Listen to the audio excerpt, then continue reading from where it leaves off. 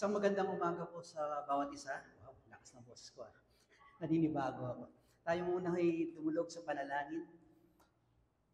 Mahabagin namin Diyos, kami po ay nagpupuri, nagpapasalamat, at dinadakila ang iyong banal na pangalan ngayong umagang ito. Salamat po sa paggabay niyo sa amin sa oras na to. Dalangin po namin ang iyong banal na Espiritu ang siyang manguna sa amin upang maunawaan ang iyong mga salita.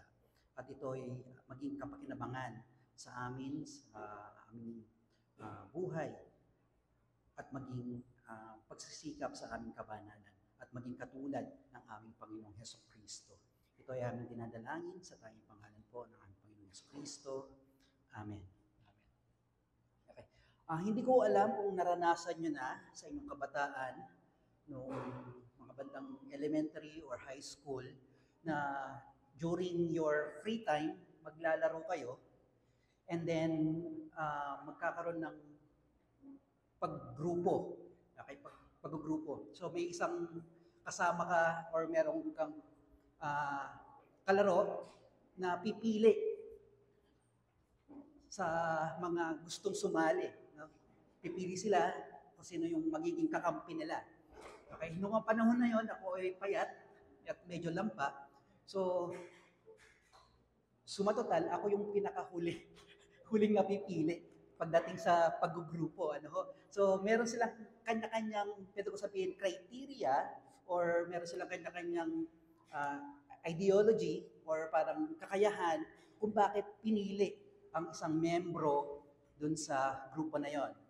Okay? So, ang pinag-aaralan po natin ay election or election of salvation. Bilang pagbabalik-aral, dinefine natin ang terminology ng election. Sa Old Testament, malabo ba? Pakiliwanag daw. Kaya pa ba? Medyo malabo? Yung ilaw. So, ang terminology, elections means sa Old Testament is to choose, okay, or to elect, pumili, or piliin. Sa New Testament, ganun din. It's election, elect, or to choose from oneself. Yun yung pinaka-definition ng election sa Old and New Testament. But, kukunin natin ang pinaka-definition niya sa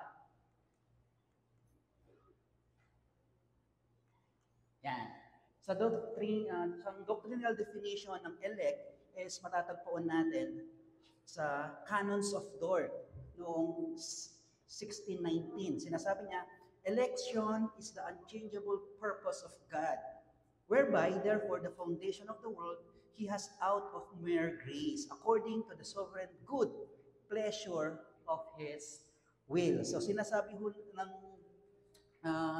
definition ng Canons of Dort, ang pinili ay ang hindi nagbabagong layunin ng Diyos. Kung saan, bago itinatag ang sanlibutan, pinili na niya sa pamamagitan lamang ng kanyang biyaya. So that's election. At merong apat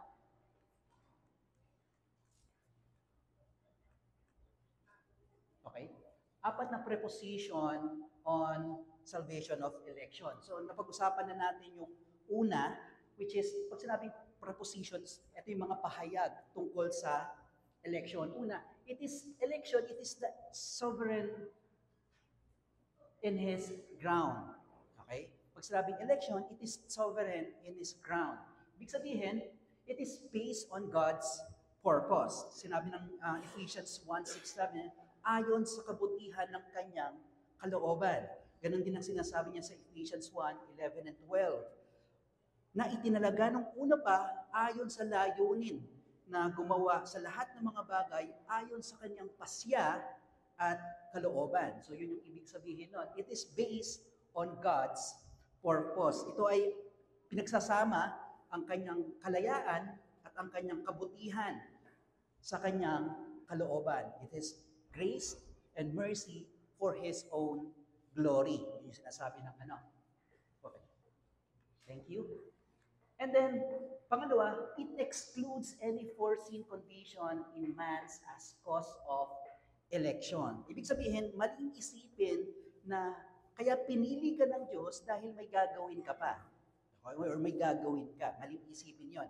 Kasi ang kailangan natin is unang magkaroon siya ng pananampalataya.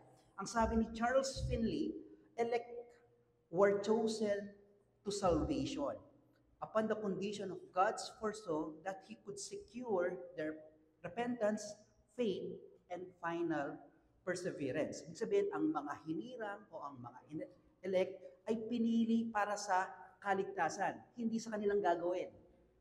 Okay? Hindi sa kanilang gagawin, but definitely on their salvation.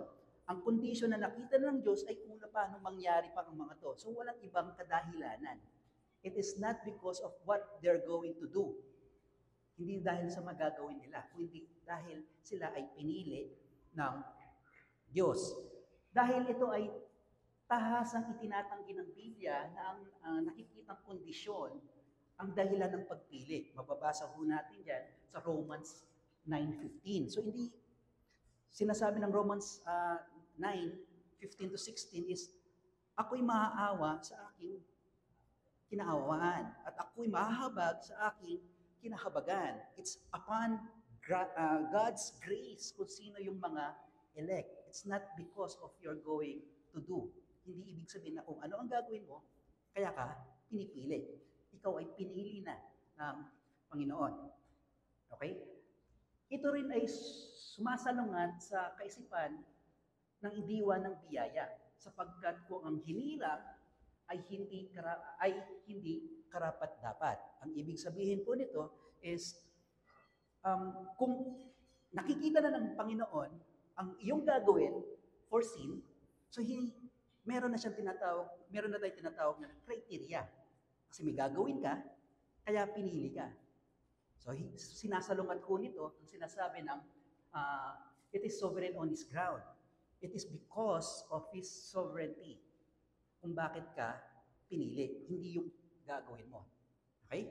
And lastly, ang biyayang tinanggap ng isang Kristiyano ay bunga ng kanyang pinili, kailanman ay ang sanhi nito. Ibig sabihin, yung pagpapakita mo ngayon ng mga mabuting gawa, yung mga spiritual discipline mo, it is the result of your elect. Hindi siya cause. Okay? Inulit ko, hindi siya magiging sanhi, dahilan kung bakit ka pinili. It is the result of your being elect.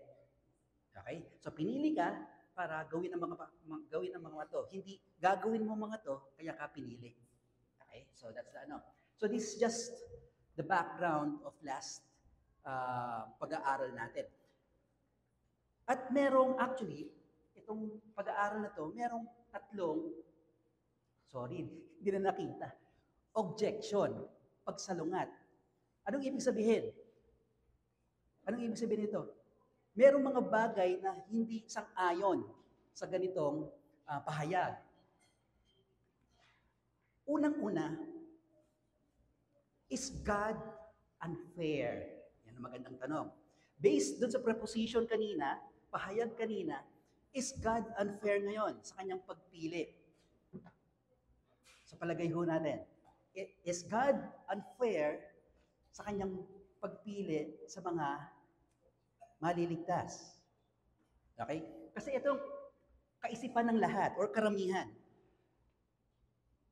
Kung ibinibigay ng Diyos ang isang bagay sa isa, kailangan niya rin ito ibigay sa lahat upang maging makatarungan. Tama ho ba? Actually, yun yung pananaw ng karamihan sa atin. Ewan ko lang ho kung naranasan nyo sa inyong bilang magkakapatid or bilang may anak, is kapag binigyan yung isa, yung hindi mo binigyan, magsasabi, bakit ako wala? Ewan ko lang ho kung naranasan nyo, o kaya kayo mismo, binigyan yung kapatid mo, may mga kapatid ho kayo, okay, may binigay yung magulang nyo sa isa, bakit ako wala? Pero usually, ang ginagawa, kung isa lang yon, hahatiin yon para merong parehas kayo. Pero ganun din ang nangyayari sa sa circular work natin. Okay? Kung nagbigay ka sa isa, lalo na kung kasamahan mo sa trabaho, dapat bibigyan mo ang lahat. So ang ibig sabihin po nito is, hindi natin alam Ano ang pagkakaiba ng particularism at saka partiality? Okay? So kailangan nating maunawaan dito sa part na to, is God unfair? Is it pertaining sa mga individual o sa isang grupo? Okay? Particular. Pag sinasabi mong particular, ito yung mga pinili ng Diyos sa tiyak na bilang ng tao ayon sa kanyang sariling pasya o kapangyarihan. Pag sinabi mong partiality, ito ang pagpili ng Diyos na nakabatay sa katangian ng mga taong pinili niya. Maaring kong example dito. Pag sinabi mong particularism, ikaw, ikaw, ikaw, at ikaw. Okay? That's particular, specific. Pero pag sinabi mong partiality, lahat ng babae. Okay? Lahat ng lalaki. Lahat ng bata. Lahat ng matatanda. So there's a criteria. Okay, pag sinabing partial, there's a specific criteria ang pinag-uusapan. So kailangan nating alamin ang pagkakaiba. Ang particular sa partiality. Particularism is specific. Ikaw, ikaw, ikaw, ikaw, at ikaw. Okay? Pero pag sinabi mong partial, meron kang, pwede ko sinasabing meron kang criteria na gusto mong bigyan. Example, lahat lang ng bata. So ikaw ngayon, kapag hindi ka bata, alam mong hindi ka kasali. At yung mga bata, sila lang yung mga kasali. So that's partiality. In election, it's particularism, not partiality. Kasi sinasabi sa partiality, ito ay hindi ayon sa Biblia. Sabi ng Gawa 10:34, tunay ngang naunawaan ko na walang kinikilingan ang Diyos. Sabi ng Acts 10:34, it is not, ibig sabihin, justified ang Diyos. Wala siyang kinikilingan. Regardless kung sino, hindi niya kinikilingan kung lahat ng mga bata, hindi niya kinikilingan kung lahat ng matatanda, lahat ng lalaki, lahat ng babae. It's all. Okay? Yun yung sinasabi ngayon. Ang tanong, kung ito ang pagtanggi sa pahayag ng it's God is sovereign on His will, paano natin sasagutin ang opposition na to? Okay. Una, kailangan natin maunawaan na ang lahat ng makasalanan ay karapat-dapat ng kaparusahan o kapahamakan. Yun yung sinasabi kanina sa sermon natin. Okay? We are all deserve the punishment. Lahat tayo kailangan parusahan dahil sa kasalanan. Sabi ng Romans 3:23, yamang ang lahat ay nagkasala, hindi tayo nakakaabot sa kaluwalhatian ng Diyos. So, ibig sabihin, it means lahat ng mga elect at non-elect ay walang pagkakaiba sa katayuan sa harap ng Diyos. Wala tayong pagkakaiba in terms of our righteousness. Wala tayong pagkakaiba sa mga hinirang at sa mga hindi hinirang. Lahat tayo makasalanan. Okay? Ang punto ho dito, ang Diyos ngayon ay kumikilos na kung saan hindi lahat ay mapaparusahan kung hindi merong particular or merong ilang mga tao ang kanyang ililigtas dahil hindi sila karapat-dapat. Okay. Example nga kanina is dun sa paglalarawan ko sa aming pagpili, wala na silang choice. Dahil ako na lang yung huling tao para sa kanilang grupo. So, ako yung huli na lang. So, wala na silang choice. But here, ang punto dito is, kung lahat tayo deserve natin ang kaparusahan, biyaya ngayon na magbigay ang Diyos kung isa-save niya ang iilan at hindi ang lahat. Okay? So, ibig sabihin, kung may isang iniligtas ang Diyos sa pamamagitan ng kanyang biyaya, ito lamang ay pagpapakita na hindi siya karapat-dapat, ngunit binigyan siya ng habag ng Panginoon. Yun ang kailangan nating tignan. Yun ang kailangan nating maunawaan. It's because of His justice, ang sabi ng ano natin kanina, kung karapat-dapat lang, deserve natin is punishment, hell. Yun ang deserve natin. But it doesn't mean na walang biyaya ngayon ng Panginoon. That's the way the Lord gives. Ito ngayon ang paraan ng Panginoon ang magbibigay. Siya ay nahabag sa iilan at hindi lahat ay mapaparusahan. So, kung sakali, if God is unfair, He is not. He just giving His mercy. Nagbibigay siya ngayon ng habag, awa sa iilan at hindi lahat. Kung karapat-dapat lang tayo, para sa atin lang, ito ay ang kaparusahan. So anong application sa atin ngayon ito? Hindi natin ngayon hahamakin. Kung ikaw ay tunay na mananampalataya, hindi mo hahamakin ang hindi pa mananampalataya. Dahil wala tayong pagkakaiba sa harapan ng Diyos.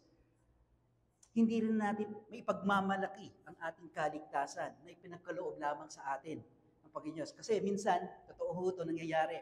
Ewan ko lang ho. Minsan, dahil sa isang sitwasyon, ang iyong kaisipan, sinasabi mo, ba't ganun naman siya? Hindi kasi siya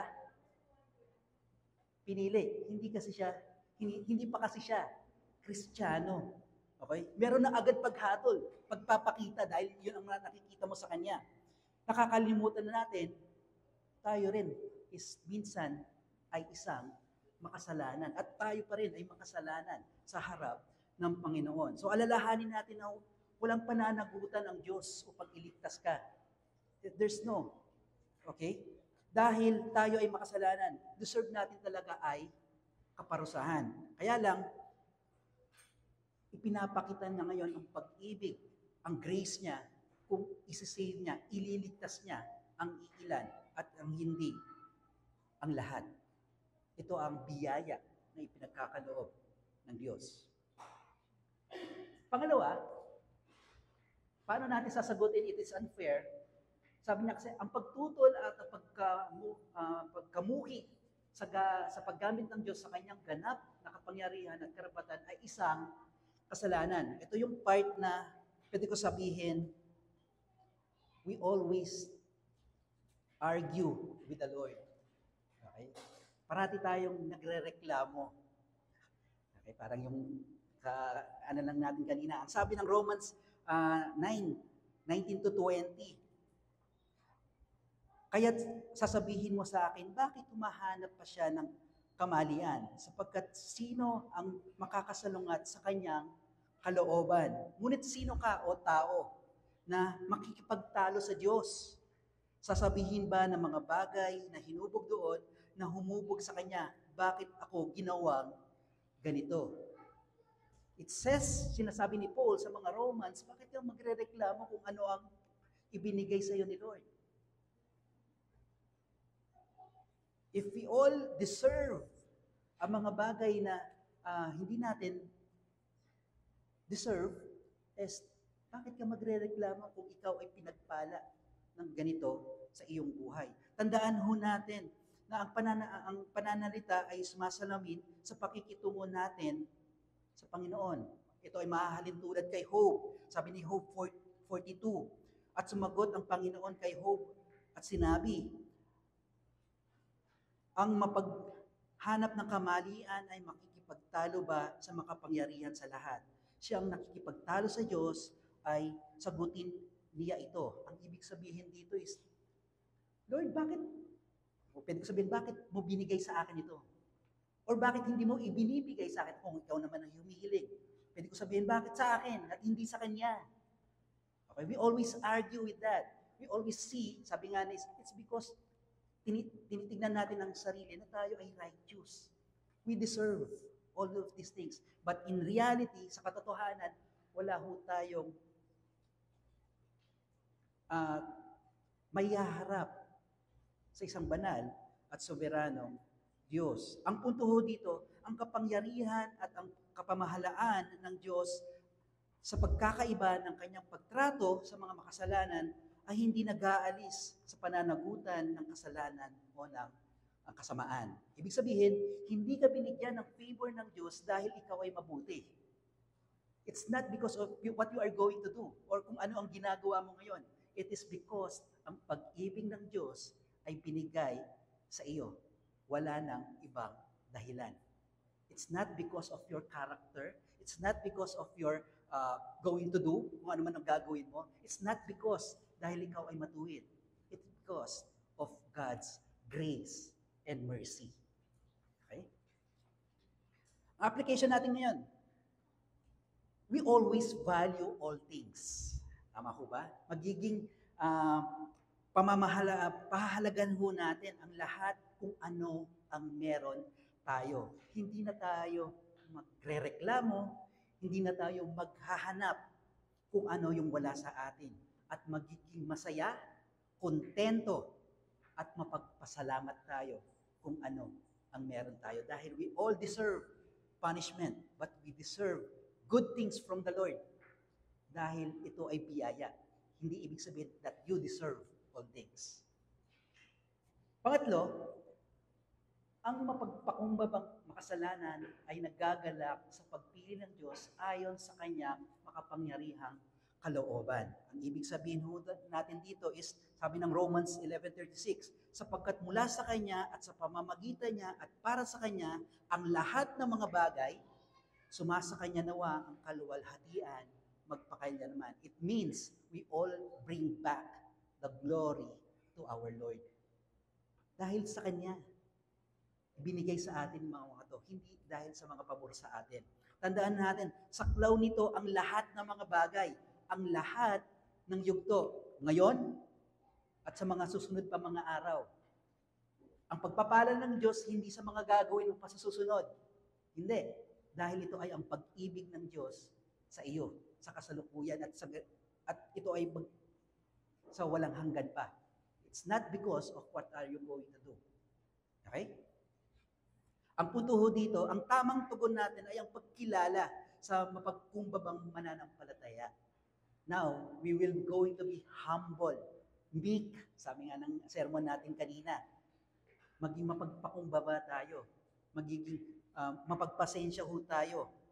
Dahil sa Kanya ang kaluwalhatian, magpakailanman.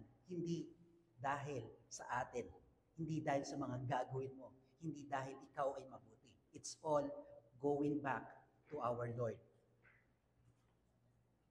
So, ang sovereign election is calculated to the humble man. Ang ibig sabihin, ang makapangyarihan pagpili ng Diyos ay nilikha upang magpakumbaba ang tao at magdulot ng pasasalamat sa puso ng isang mananampalataya. Kung nakikita niya ang isang tao o isang mananampalataya na dati ay isang makasalanan, ang para sa kanya, siya ay karapat-dapat na parusahan, ngunit binigyan siya ng kaligtasan, ito ay magdudulot ng pasasalamat. Kung ang deserve mo ay punishment, parusahan, ngunit ikaw ay pinawalang sala dahil sa katwiran ni Jesucristo at hindi dahil deserve mo, you will be more thankful. Magiging mas mapapasalamat ka sa ating Panginoon.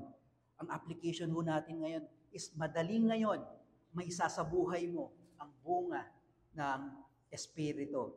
Yun ang Galatians 5:22-23. The fruit of the Holy Spirit, that ikaw ay ay pag-ibig, meron kang ngayong kagalakan, meron kang ngayong kapayapaan, meron kang pagtitiyaga, okay, meron kang kagandahang loob, kabutihan, katapatan, kaamuan, itong mahirap sa lahat, pagpipigil sa sarili. Okay, kasi isa sa mga weakness ko yun. Okay? That's one of my weakness that I need to be mas more sa pagpipigil sa sarili. Laban sa lahat ng mga ito ay wala sa kautusan. So yun ang paano natin sasagutin if God is unfair. Totally, He is not. Ibig sabihin, kung lahat ho tayo, deserve natin ay kaparusahan, ibig sabihin, biyaya, nasa sa Panginoon, kung meron siyang gustong iligtas sa mga iilan. Pangalawang objection sa proposition na sovereign ground is, it contradicts the sincerity of inviting all to the gospel. Ibig sabihin is mawawala ngayon ang sinseridad sa pagtawag sa mga makasalanan. Karamihan, ito ang tinatanong, paano magiging taos-puso ang Diyos sa kanyang pagnanais at sa pag-anyaya ng mga makasalanan na magligtas kung ang kaso sa part ng hindi mananampalataya o hindi pinili ng soberanong pagpapasya ay hindi naman niya sila itinalagang maligtas. Ibig sabihin, ito yung part ng mga ng mga hindi pinili.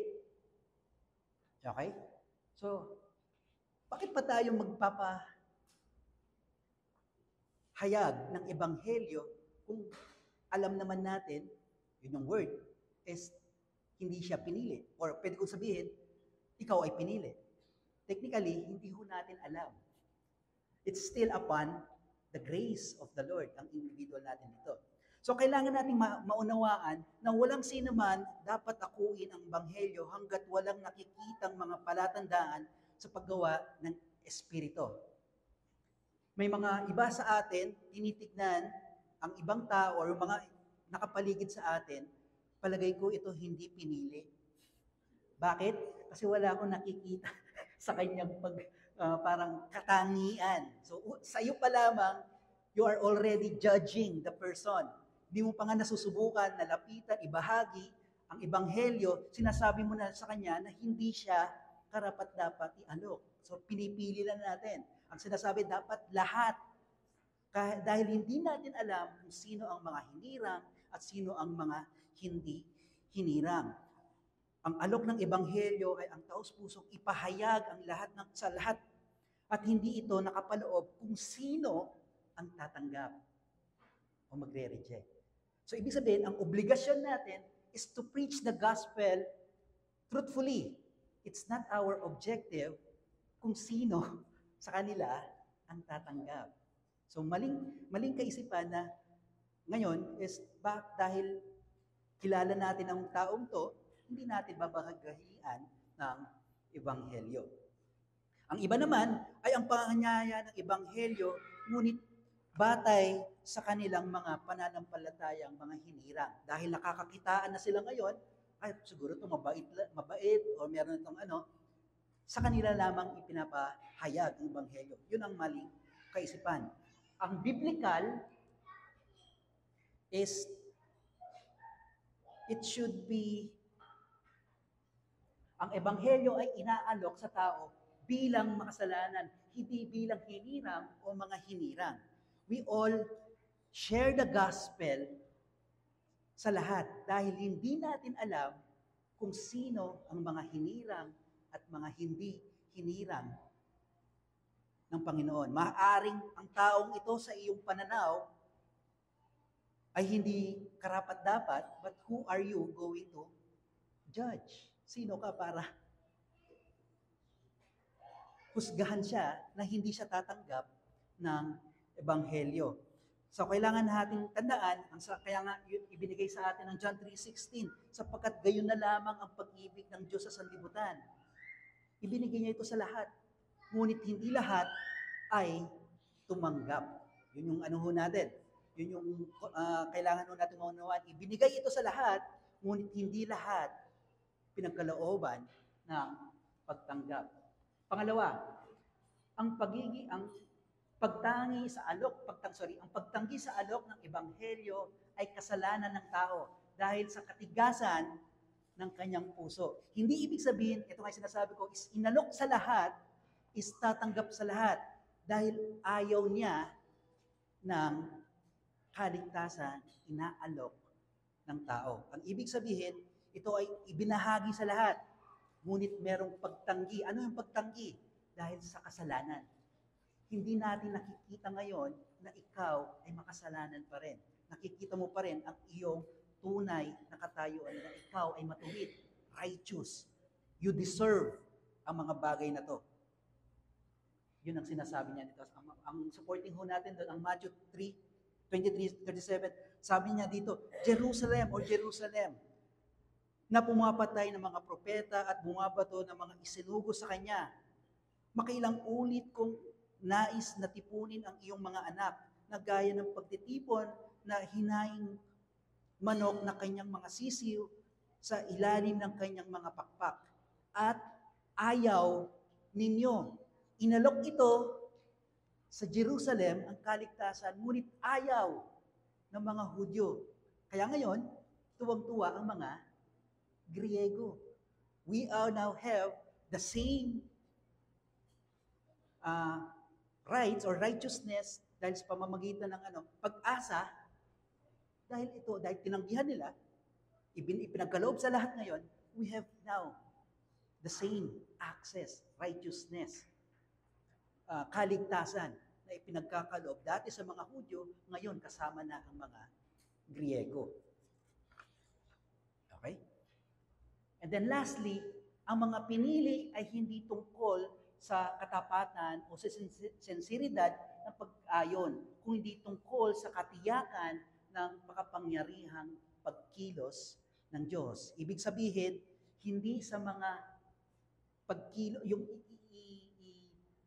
pagtanggap ng mga tao, kung hindi ito ay kilos ng Panginoon.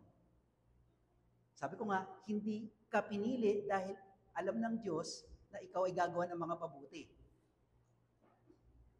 Ikaw ay pinili ng Diyos dahil para sa kanyang kaluwalhatian. For His own glory.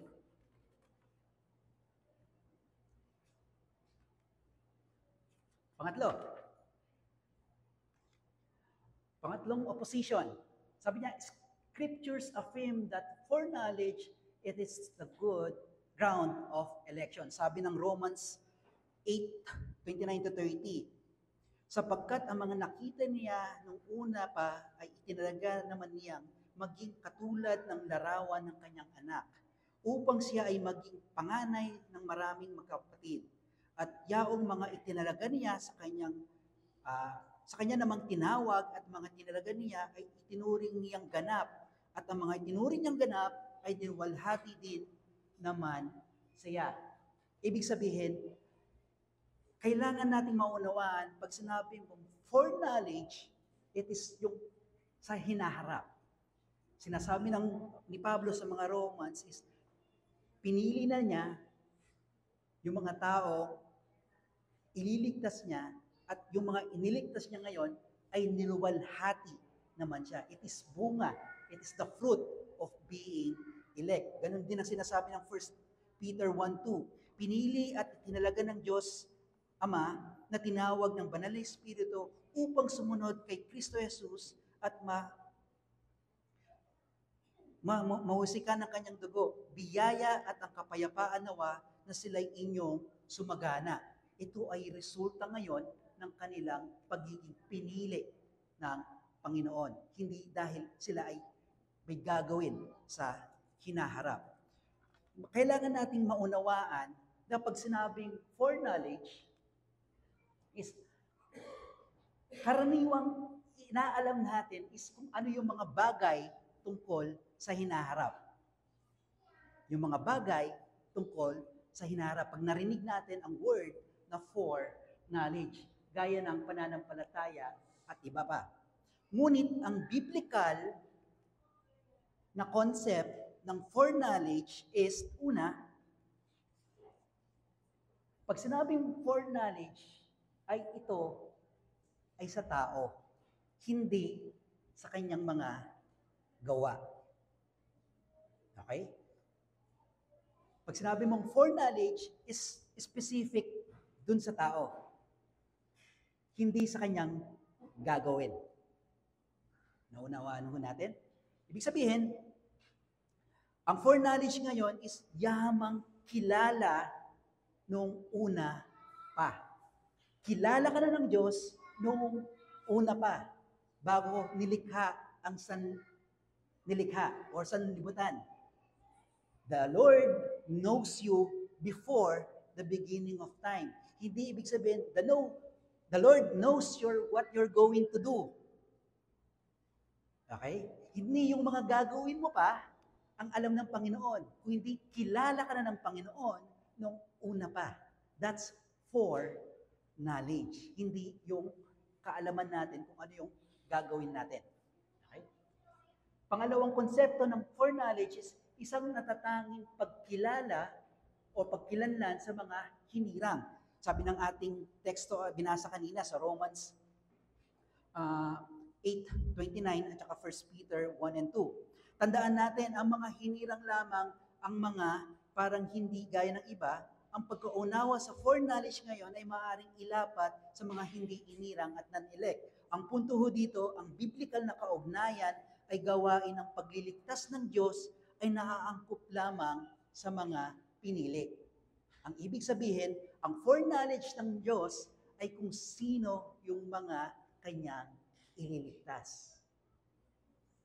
Okay? Ibig sabihin, ang foreknowledge ngayon, alam na ng Panginoon kung sino ang kanyang ililigtas.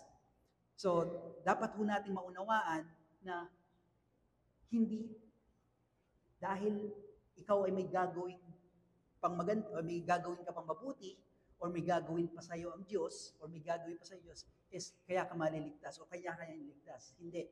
Kilala ka na ng Panginoon bago ka pa niya pinili. Pangatlo, sa kaparehong talata ng Biblia, hindi ginagamit ang salitang foreknowledge sa kahulugang pagkakaalam sa pangunawa. Maaari natin tignan ang ang Acts 2:23 at ang Romans 11:2. Sabi niya, hindi itinatakwil ng Diyos ang kanyang bayan na nang una pa'y kilala na niya. So dahil hindi niya itatakwil ang isang bayan dahil kilala na niya. No.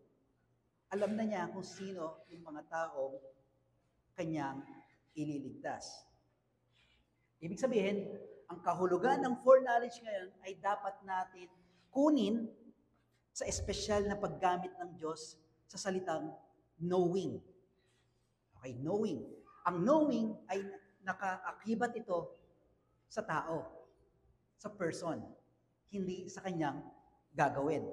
Ang sabi ng Psalms 1:6, ang Diyos ay nakaalam ng daang matuwid, ngunit nawawasak ng daan ng mga masama. Alam ng Diyos kung sino ang matuwid, ngunit ito ay winawasak ng mga masasama.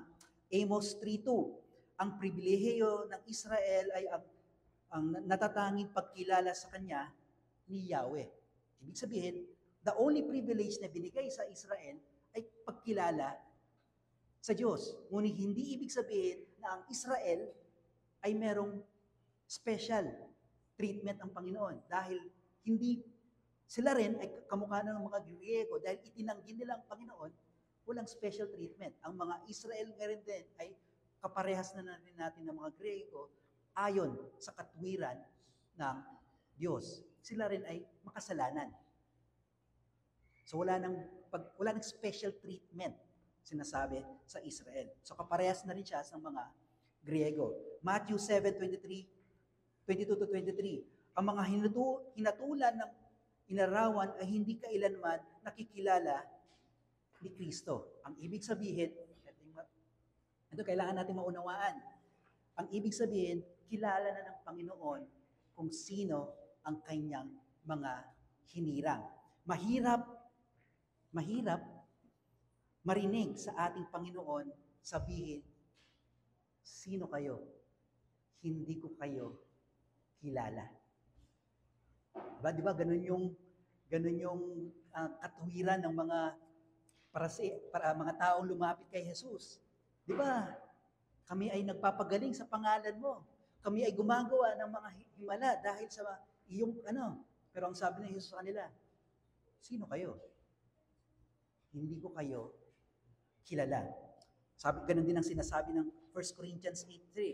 Ang umiibig sa Diyos ay tiyak na kilala ang Diyos. Ang umiibig sa Diyos ay tiyak na kilala ang Diyos. Ganun din ang 2 Timothy 2:19. Nakikilala ng Panginoon kung sino ang sa Kanya. So, ang observation natin dito is alalahanin natin ang talatang ito. Ito ay mga simpleng pagkilala at sa ating Panginoon. Ngunit hindi sapat nakilala natin ang Panginoon. Dahil lalo na sa bansa ho natin, kilala lahat si Yesu Kristo. Pero hindi lahat kilala ni Jesus. Okay? Lalo na ho sa bansa natin, kilala kung sino si Yesu Kristo dahil tayo ay Christian country. Pero hindi lahat kilala ni Kristo. So, ang foreknowledge ngayon, ang conclusion ho natin sa foreknowledge is nangangahulugan ang unang umibig ang Diyos bago pa ang lahat ng iyong mga gagawin. Unang binigay ang pag-ibig ng Diyos, kaya ngayon, ang pag-ibig ng Diyos ay bunga ngayon ng iyong mga kaligtasan.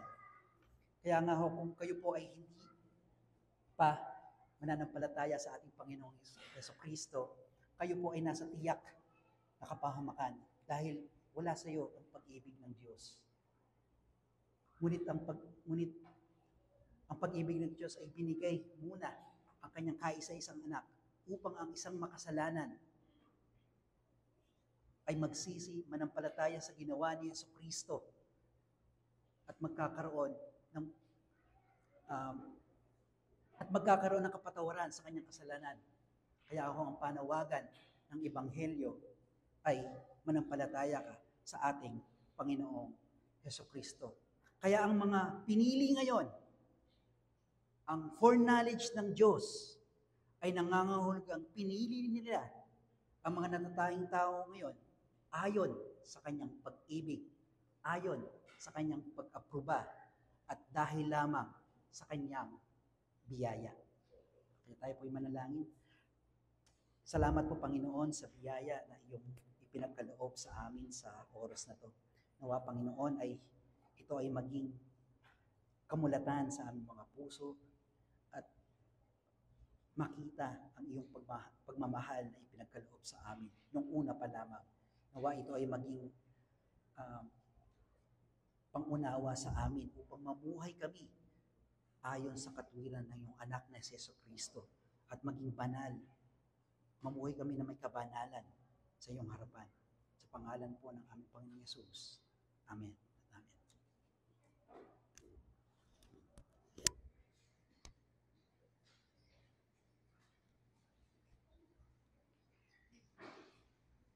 Okay lang. Di na ako magtatanong.